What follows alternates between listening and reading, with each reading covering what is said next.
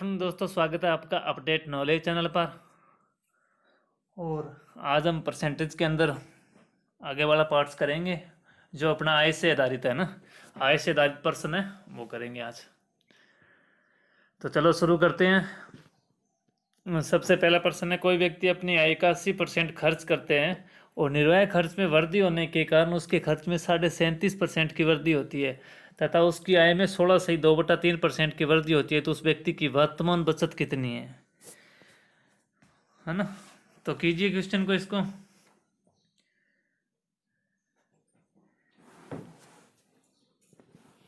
तो सबसे पहले क्या है कि इसमें दे रखा है खर्च 80% करता है। देखो अपने क्या करेंगे, इसको यहाँ पे 100% मानेंगे और 80% इसमें से खर्च कर देता है तो बचेगा कितना, 20%। अब ये क्या बोल रहा है कि वृद्धि के कारण उसके खर्च में 37.5% की वृद्धि हो जाती है, 37.5% की वृद्धि हो जाती है तथा उसकी आय में 16.2/3% की वृद्धि हो जाती है। देखो भाई, ये इसकी आय है 100, इसमें वो क्या बोल रहे हैं कि 16.5% की वृद्धि हो जाती है, तो यहाँ पे कितनी होगी, इसको करेंगे हम 116 सही 2/3 है ना। तो ये कितना हो जाएगा,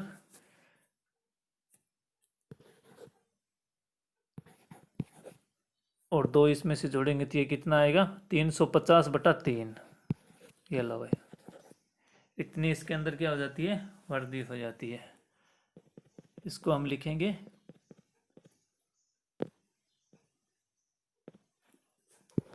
350/3% की वृद्धि हो जाती है। ठीक है, अब ये क्या बोल रहे हैं कि उसके खर्च में 37.5% की वृद्धि हुई थी। पहले तो क्या हुआ था, इसकी आय के अंदर वृद्धि हुई थी 16.2/3%, और अब क्या बोल रहा है कि ये इसके खर्च में भी वृद्धि हुई है 37.5%। 37.5 को क्या लिख सकते हैं हम, 3/8 लिख सकते हैं ना। 1/8 बराबर कितना होता है, 12.5। 3 से गुणा करेंगे तो 37 1/2 आ जाएगा। इसका वृद्धि हुई है तो यानी 11 आएगा यहाँ पे। मैंने बताया था जब कोई संख्या बढ़ती है तो उसमें प्लस करते हैं, अगर घटती है तो इसे माइनस करते हैं। अब ये बोल रहा है कि इसमें वृद्धि हुई है तो हम 8 में 3 को जोड़ेंगे तो 11 आ जाएगा। इसको इससे काटेंगे तो 10 बार जाएगा, तो यहाँ पे कितना आएगा, 110 आ जाएगा। कितना आएगा, 110 आएगा ना। अब देखो 350/3 है, इसमें से 110 खर्च हो गया, पीछे क्या बचा, पीछे बचेगा जो उसकी बचत होगी है ना। अब क्या करेंगे, यहाँ पे 350/3 में से -110 घटाएंगे तो क्या आएगा हमारे पास, 3/350 -330, 30/3 आ जाएगा ना यहाँ पे। यानी ये क्या है, इसकी बचत है। क्या है, इसकी बचत है ये। ठीक है, अब इसने बोला है कि उस व्यक्ति की वर्तमान बचत कितनी है। वर्तमान बचत कितनी है, इसने ये पूछा है कि उस व्यक्ति की वर्तमान बचत कितनी है। 20/3 है, ये वर्तमान बचत कितनी। देखो ये बचत है इसकी जो है वर्तमान के अंदर। अब ये पूछा है कि कितनी % बचत है उसकी, तो अपने को क्या करना है, 20/3 इंटू, अब इस पे निकाले ना, वर्तमान का पूछा है तो ये इस पे निकाल रहा है ना, तो हमें क्या करना पड़ेगा, ये इसके बट्टा में आएगा तो यहाँ ये संख्या क्या हो जाएगी, उल्टी हो जाएगी। तो एक बार मैं इसको काट देता हूँ, तो यहाँ पे हम लिखेंगे 20/3 इंटू 303 यहाँ आएगा 350/3 इंटू 100 है ना, ये आएगी। देखो अब इसने क्या बोला था कि 116% की वृद्धि हो जाती है तो 350/3 हो जाएगी वर्तमान की। अब यह बोल रहा है कि उस व्यक्ति की वर्तमान बचत कितनी है। बचत तो कितनी है, ये किस पे निकलेगी, इसके ऊपर निकलेगी है ना। तो ये उल्टी हो जाएगी, 350/3 3/350 आएगा, सॉरी यहाँ पे है ना, क्योंकि ये इसके बट्टा में आएगा तो उल्टा हो जाएगा, ये 3/350 आएगा यहाँ पे। अब इसको काटेंगे हम, 3 से 3 कट जाएगा, 0 से 0 कट जाएगा, 20 पंजा 100 हो गया और 7 पंजा 35 हो गया, 5 7 35 हो गया। यानी ये कितना आ गया अब हमारे पास,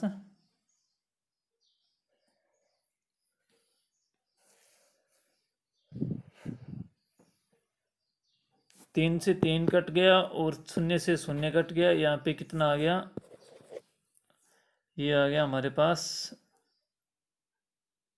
5 दूनी 10 हो गया, और यहाँ पे कितना आ गया 7 आ गया। यानी कितना आया अब हमारे पास 40/7।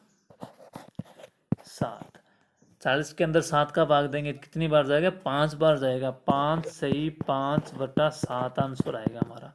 उसकी वर्तमान बचत कितनी है, 5 से 5/7%।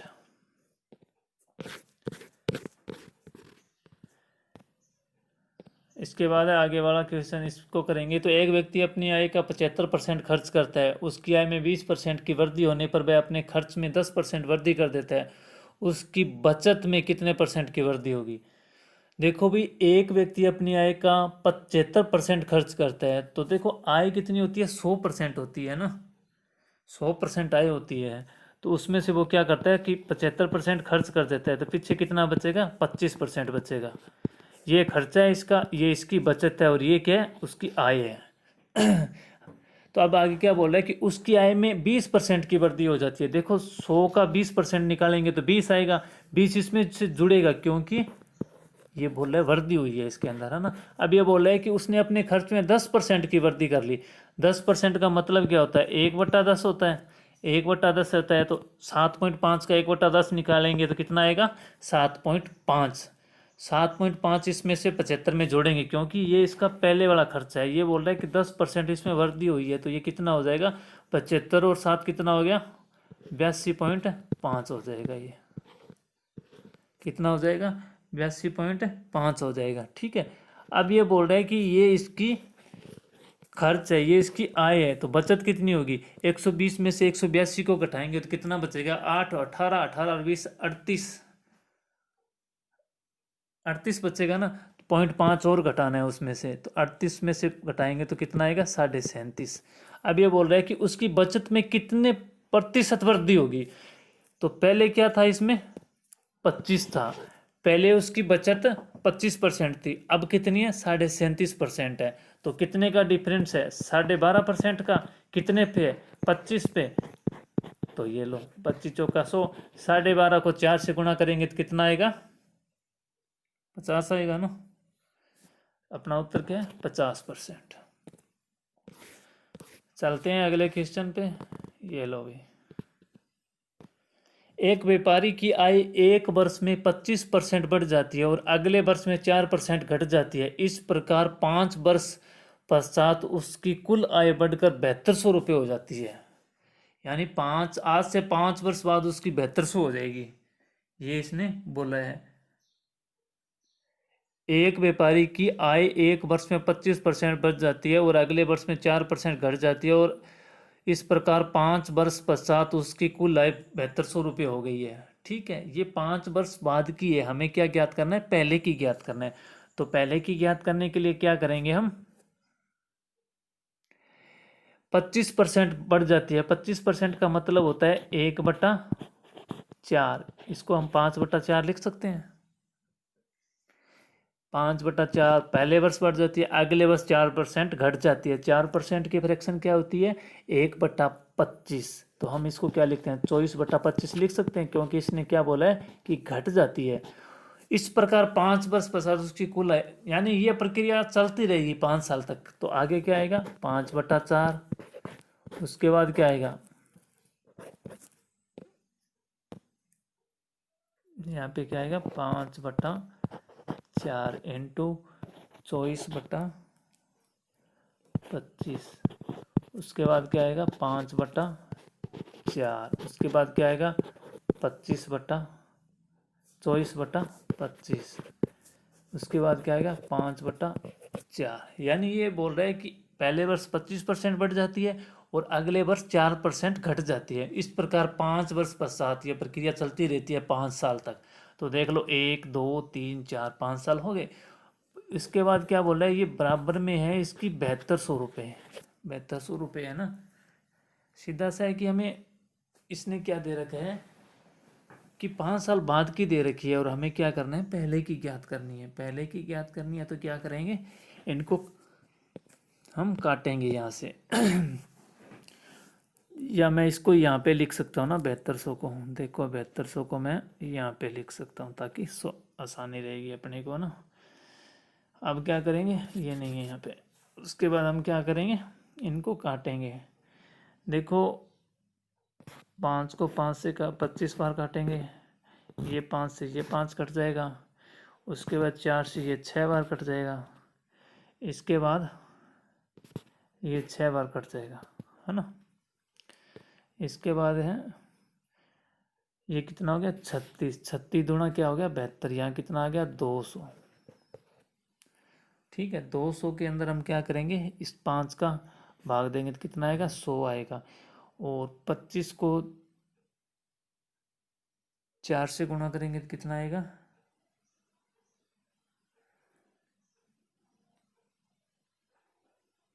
25 को 4 से गुणा करेंगे तो 1000 आएगा, उसके बाद इस 4 से गुणा करेंगे तो कितना आ जाएगा ये 40,000।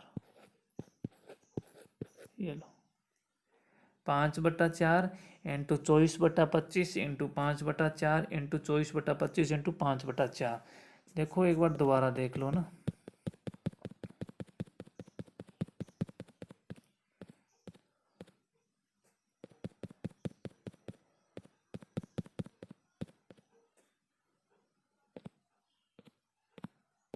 यहाँ पे आगे क्या है 7200 रुपये है ना, 7200 रुपये है। ठीक है, तो इसको करेंगे, देखो 4 से ये 6 बार जाएगा ना, और ये 5 से 25 5 बार जाएगा, इस 5 से ये 5 चला गया, इसके बाद क्या है कि ये 4 से ये 6 बार चला गया, और इस 5 से ये 5 बार चला गया। अब ऊपर कितना बचा है हमारे पास 6 इंटू 6 यानी 36, 36 से ये जाएगा 2 बार, और नीचे कितना बचा है 5 इंटू 4 20, 20 दूना 40, यानी हमारा आंसर कितना है 40,000। चलते हैं अगले क्वेश्चन पे। ये देखो भी किसी गांव के अंदर है ना, किसी गांव में 12% बकरियां बाढ़ में बह गई, और 6 बकरियों में 5% बकरियां किसी बीमारी से मर गई। अब यदि गांव में 8360 बकरियां शेष हो तो बताइए बाढ़ से पहले गांव में कितनी बकरियां थी। देखो क्या करेंगे, यहाँ पे 12% बकरियां बाढ़ में बह गई, 12% बह गई तो पीछे कितनी बच गई 88%, और ये बोल रहा है कि शेष बकरियों में यानी 88% बकरियां उनका 5% बकरियां बीमारी से मर गई थी, यानी 95% रहेगी। आगे वैल्यू कितनी है 6300, ये 8360 कितनी है 8360 है। तो अब क्या करेंगे, इसको काटा पीटी करेंगे।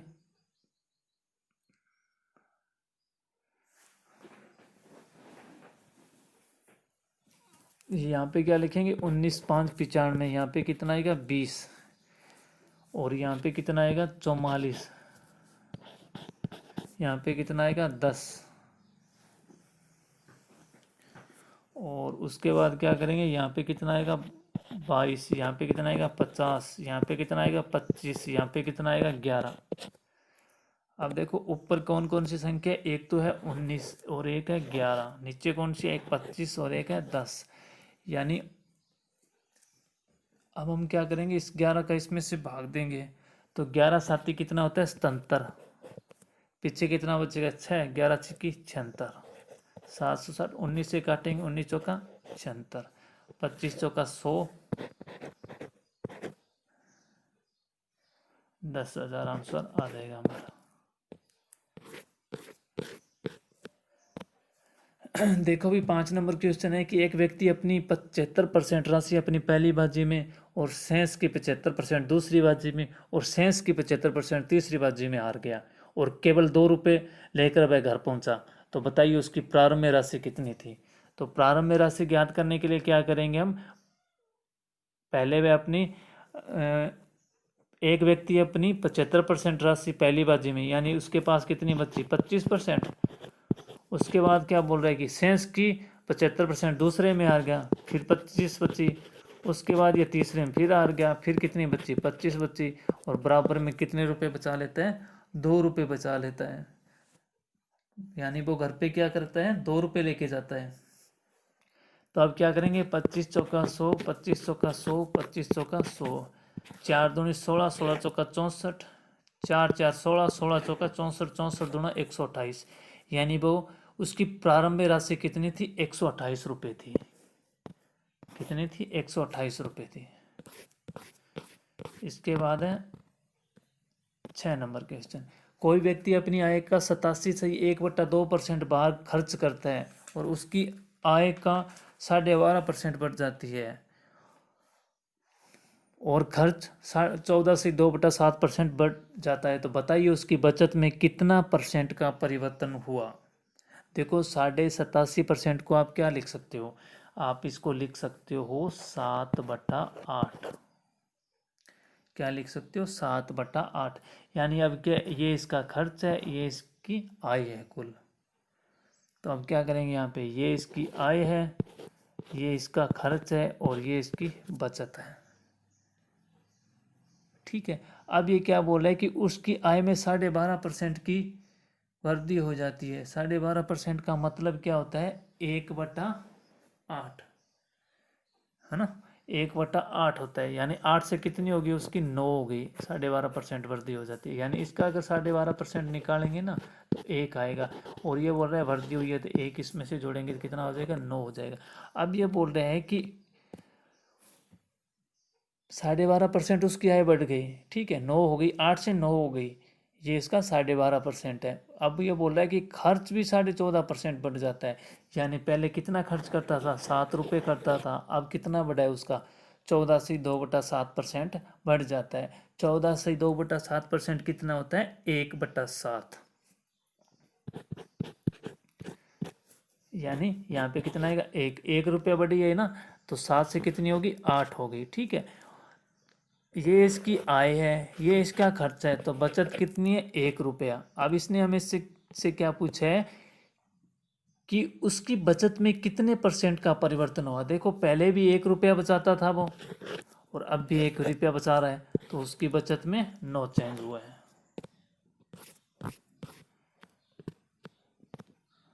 आगे क्वेश्चन है कि किसी परिवार के चावल, मछली तथा खाद्य तेल पर किए जाने वाले व्यय 12:17:3 के अनुपात में है। इन वस्तुओं के मूल्य में क्रमशः 20%, 30% तथा 50% की वृद्धि हो जाती है, तो परिवार के इन वस्तुओं पर किए जाने वाले व्यय में कुल कितनी वृद्धि होगी। ठीक है, तो ये अनुपात में हमारे को दे रखा है और इसने आगे क्या दे रखा है कि ये 20% और 30% और 50% की क्या करवा रहा है, ये वृद्धि हो रही है इनकी। तो हम क्या करेंगे, इनका देखो अनुपात में दे रखा है तो क्या करेंगे, इसको 1200 मानेंगे हम, इसको 1700 करेंगे, इसको 300 करेंगे। ठीक है, इन वस्तुओं के मूल्य में क्रमशः 20% की वृद्धि हो जाती है। यानी 1200 का 20% कितना होगा, 120% काटेंगे, निकालेंगे तो यानी 1200 का 120 निकालेंगे तो 100 से 100 कट जाएगा, 12 × 12 यानी 144 हो जाएगा। ठीक है, उसके बाद है 1700 का 30%, 1700 का 130% निकालेंगे, है ना। यानी ये वृद्धि हो रही है तो 100 में जुड़ते हैं, अगर कमी हो रही है तो 100 में से माइनस होकर परसेंटेज निकलता है। 130% निकालेंगे 17 का, 1700 का 130% निकालेंगे तो 20 से 20 कट जाएगा। 130 को 17 से गुणा करेंगे तो कितना आएगा, 2210 रुपये। उसके बाद ये बोल रहे हैं कि 50% की वृद्धि हो जाती है, कितने पे होती है, 300 पे होती है। तो 300 का 150% कितना होगा, 450। यहाँ पे कितना आएगा, 450। यानी देखो 300 का है ना, 300 का यहाँ पे हमारे को दे रखा है इसने 300 का 4 हमें निकालना है 50%, यानी 150%, क्योंकि वृद्धि हुई है ना इसलिए ये निकालना है हमें। ठीक है, तो ये आ जाएगा 450। अब ये बोल रहा है कि परिवार के इन वस्तुओं पर किए जाने वाले व्यय में कुल कितनी वृद्धि होगी। तो हमें क्या करना है, इनका टोटल करके कर लेना है, जो हमें निकाला है ना ये वृद्धि वाला, इनका टोटल कर लेना है। तो टोटल कितना आएगा, देखो जोड़ने का तरीका मैं बता देता हूँ आपको। 50 में से 10 जोड़ेंगे कितना आएगा, 60, 60 में से 40 जोड़ेंगे कितना आएगा, 100, यानी असल बचेगी 1। ठीक है। अब क्या करेंगे, 4 में 2 जोड़ेंगे 6, 6 के अंदर 4 जोड़ेंगे कितना आ जाएगा, 6 के अंदर 4 जोड़ेंगे तो कितना आएगा 10, असल 1। उसके बाद क्या है 2 और 1 3 1 4, 41 आ गया। और इनको ही क्या करेंगे, इनको भी जोड़ेंगे हम, इनको जोड़ेंगे तो कितना आएगा 17 और 3 20, 20 और ये कितना हो जाएगा 20 और ये 12 32 हो जाएगा। देखो 4100 तो इसका हो गया वर्दी होने पर। अब इसका क्या करना है, अभी कुल कितनी वर्दी होगी, कमी या वर्दी पूछे तो क्या करना है, दोनों का अंतर लेना है हमें। 4100 में से 3200 घटाएंगे तो कितना आएगा 900, कितना आएगा 900, 900 बटा किस पे हुई है ये 3200 पे हुई है ना, वर्दी या कमी तो उस पे ही होती है दारवर्स पे, इंटू 100, यानी यहाँ पे कितना आएगा 900 का 3200 इंटू 100% निकालना है।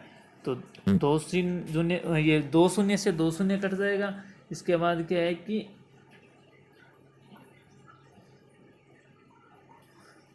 900 के अंदर 32 का भाग देना है तो कितना आएगा 22 से ही 1/8%। उसके बाद है आगे वाला क्वेश्चन, एक आदमी ने कुल आय का 95% यातायात पर, सेंस का 20% भोजन पर खर्च किया, फिर उसने 120 रुपये दान कर दिया।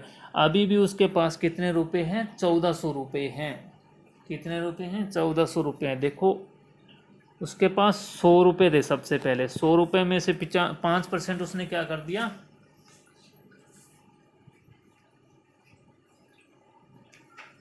100 रुपये में उसने क्या किया, 5% क्या कर दिया इसने, यातायात पर खर्च कर दिया। तो कितना बचा 95%, 95% बचा। तो अब क्या ये बोल रहे हैं कि सेंस का 20% इस भोजन पे खर्च कर दिया इसने। अगर हम इसका 20% निकालेंगे ना, देखो 20% सीधा ही होता है, 1/5 होता है ना, तो यहाँ कितना आएगा 19 आएगा। इसने भोजन पे खर्च कर दिया। अब बचा कितना 76 बचा इसके पास। और ये क्या बोल रहे हैं कि 1400 रुपये, देखो 1400 तो ये है इसके, और 120 रुपये दान किए, ये तो है ना इसका, यानी कितना हो जाएगा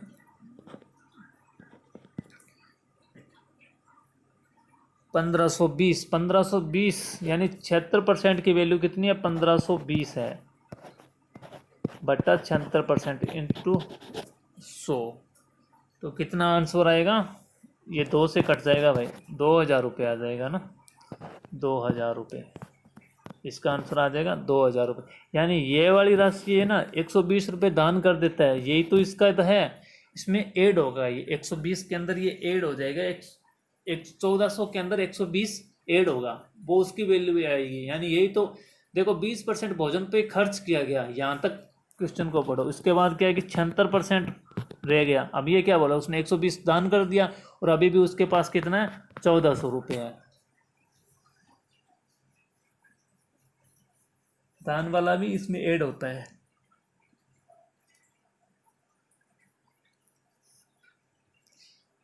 इसके बाद है आगे वाला क्वेश्चन, एक बिजली के ठेकेदार के पास कुछ मात्रा में तार है, 10% चोरी हो गया, सेंस का 70% तार बेच दिया गया। अभी भी उसके पास एक 810 मीटर तार बची हुई। देखो 10% की वैल्यू क्या होती है 1/10। देखो 10% चोरी हो गया तो कितना बच गया 9/10 बच गया उसके पास।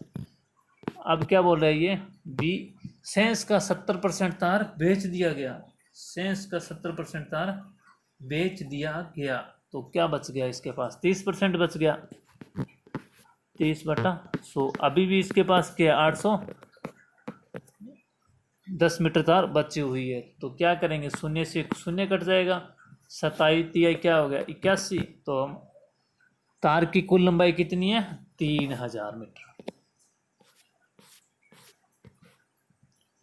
एक आदमी अपनी 13,500 रुपये आय से 4500 रुपये बचा लेता है। देखो इसको कैसे करना है, 13,500 में से क्या कर लेता है 4500 रुपये, ये इसके बचत के हैं, ठीक है, तो पीछे 13,500 में से 45 हो जाएगा तो कितना बचेगा? 9,000 बचेगा ना।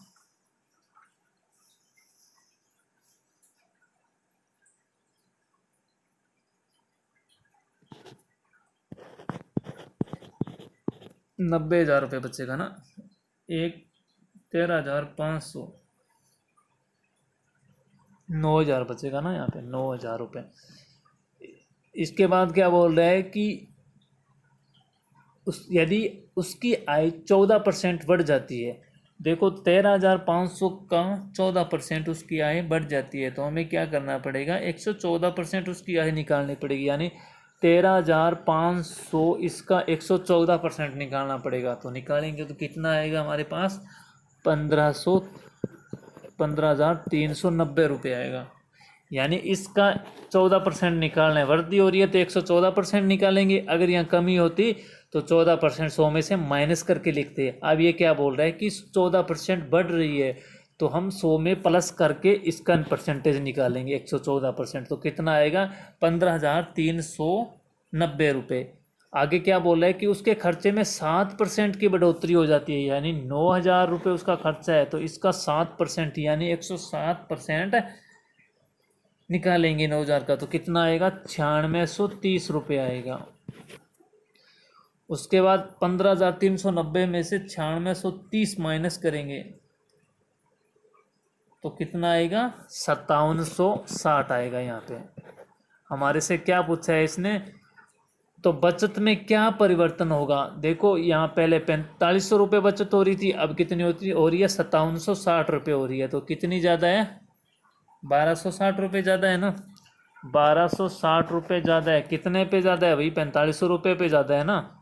4500 पे निकालनी है हमें को, इंटू डबल शून्य से डबल शून्य कट जाएगा, और 1260 में 45 का हम भाग देंगे तो कितनी बार जाएगा?